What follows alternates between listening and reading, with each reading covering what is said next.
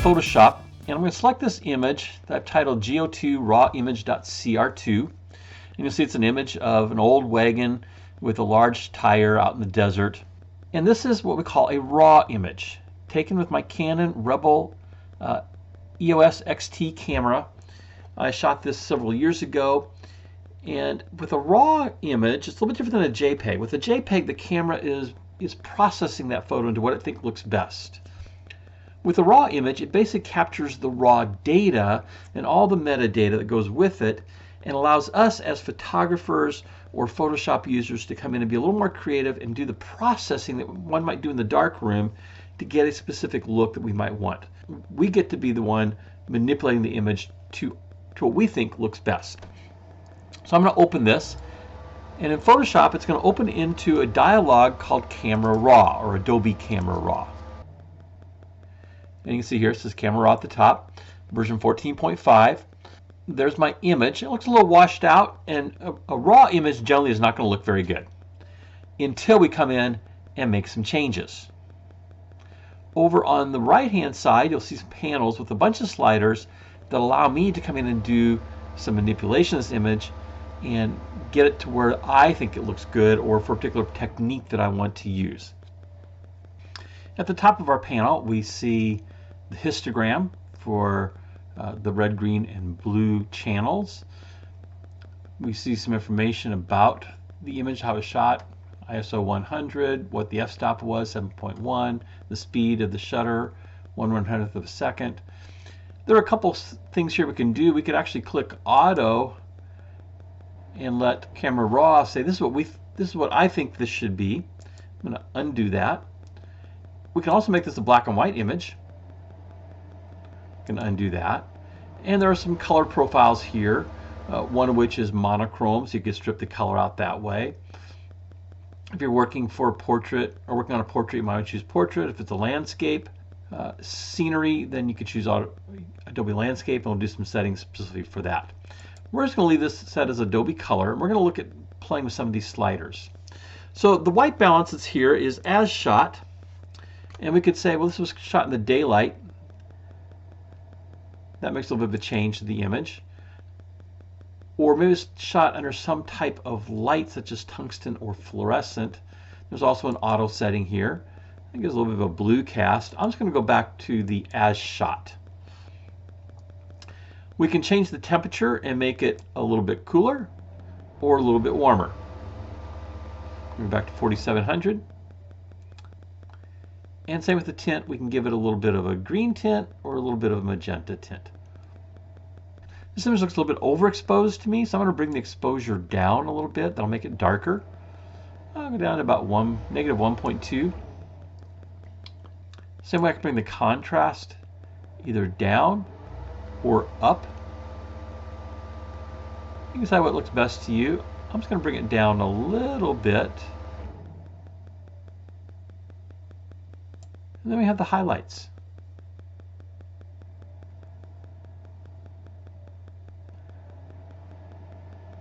I'm going to bring the highlights up. I'm going to bring the shadows way up. And I can see some of the detail now inside the shadows of the tire.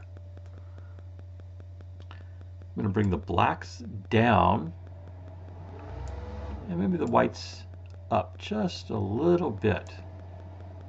Now for texture, let me take this all the way left. You'll see what happens here. It kind of just gets blurred out.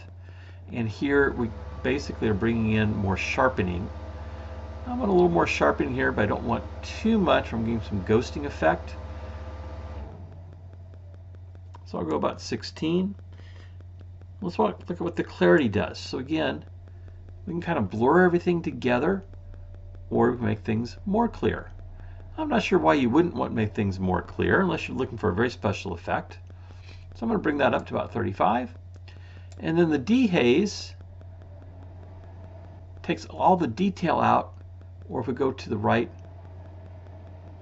bring some of that detail back and while making it darker. I don't want it too dark. I'm going to bring it down a little bit, like maybe a minus 17.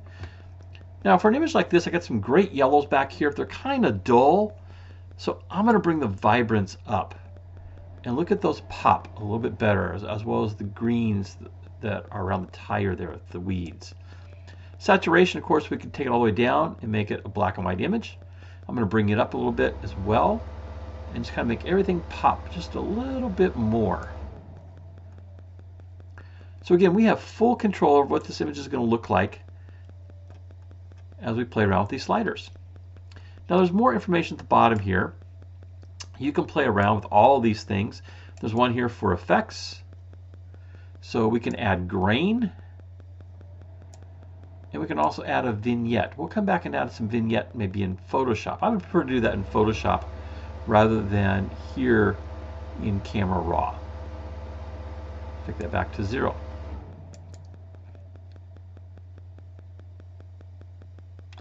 In the detail, we can also adjust the sharpening. We can change the noise reduction and the color noise reduction. Usually I find the color noise more in the blue channel probably than anything in a photo. At this stage, in this level of Photoshop, we're not going to play around too much with these unless you want to do something really kind of wild. We can go in Color Mixer. This is like doing a hue, saturation, brightness. They have luminance here. So again, we can adjust the saturation, the brightness. Those are some things I might maybe do in Photoshop rather than here. And we can also play around with our curves just as we could in Photoshop. So a lot of duplication here in Camera Raw that you would see capable in Photoshop. Now this image looks pretty good. So here's what I'm going to do. I'm going to click the little Convert and Save Image here. It's a little drop down arrow at the top. Get a dialog box. And I have two presets here. Save as DNG, save as JPEG. Now DNG is another raw format that is really designed for editing. I'm going to do this both ways. I'm going to save this as a DNG file first, just so you can see the difference in terms of file sizes. I'm going to save it in the same location. I'm not going to bother with any of this information. I'm just going to say save. Then I'm going to say I'm done. Let's go back and look at our file in the Explorer. So here's what we have. We have our CRT file. Now that Camera Raw file didn't change. It's the same as we did before. Notice the date modified is the original date in 2009. The modifications we made are stored in this XMP file. That's the extensible metadata platform file. And then we converted it to a DNG. And you'll see that the DNG file is considerably smaller than the CRT file. Really what we've done is stored in two files, the original CRT and the XMP, and the DNG kind of converts those both together. It's another raw format that we can come back and do more things with. So I'm going to select the DNG and say open. And you'll see I'm back in Camera Raw. It's a raw format. I'm going to click cancel. Actually, what I'm going to do here is let's save this again. This time, though, let's make it a JPEG. I'll keep the quality here as 8 as high. It's going to go in the same location. I'm just going to click Save. And then we will click Done. So I didn't make any changes to the raw file as far as the digital negative, the DNG. Again, let's go back and look at our files.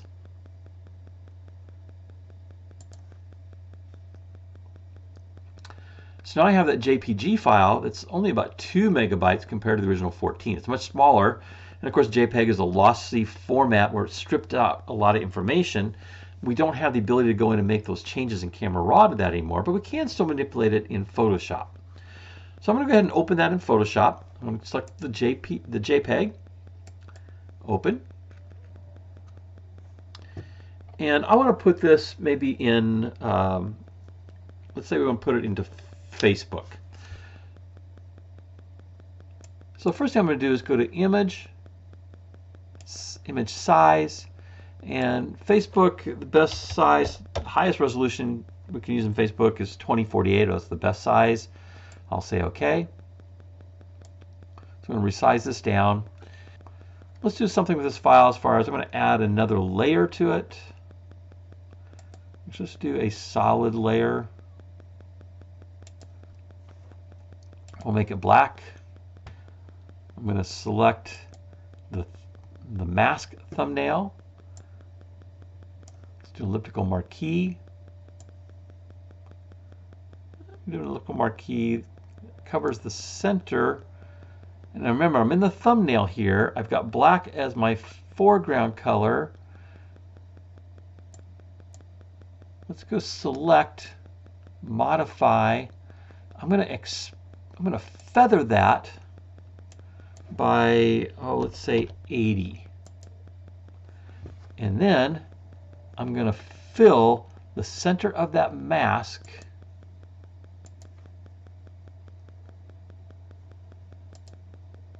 with my foreground color and say OK.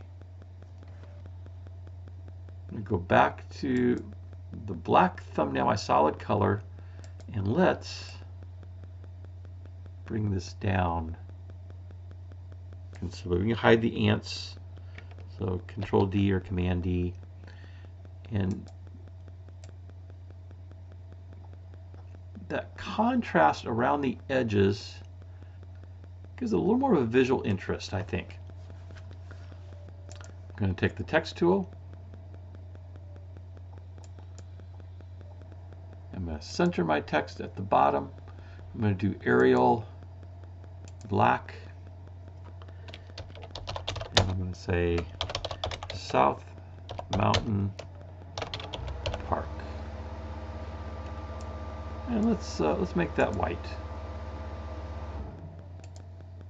We're pretty close to white.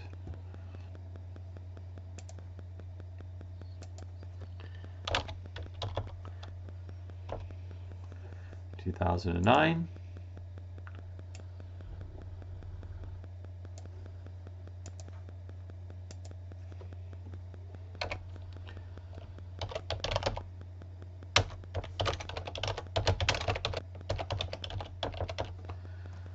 And my name is the photographer. I'm going to make that smaller.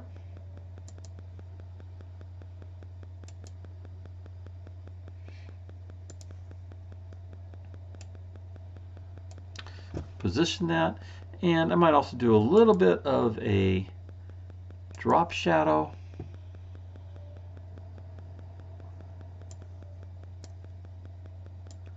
Opacity down, let's bring the distance way down on that one, as well as the spread and the size. Just gives it a little bit of a drop shadow.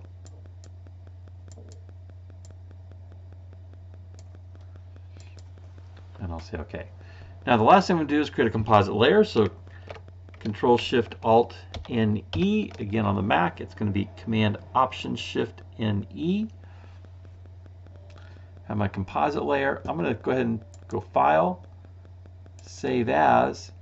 Now we're going to get another version because we're going to do the PSD version here.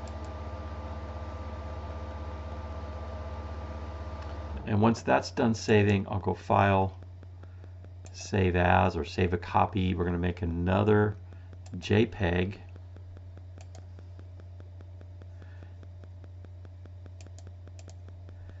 And I'm going to call this Camera Raw Image FB for Facebook, and say Save.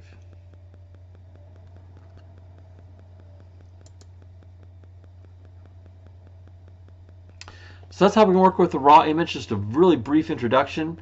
You'll find tons of stuff out on YouTube, and you'll find books that are devoted just to working with Camera Raw. A lot of photographers do this in Adobe Lightroom. It looks very similar to Adobe Lightroom, but you can do everything in Photoshop as well.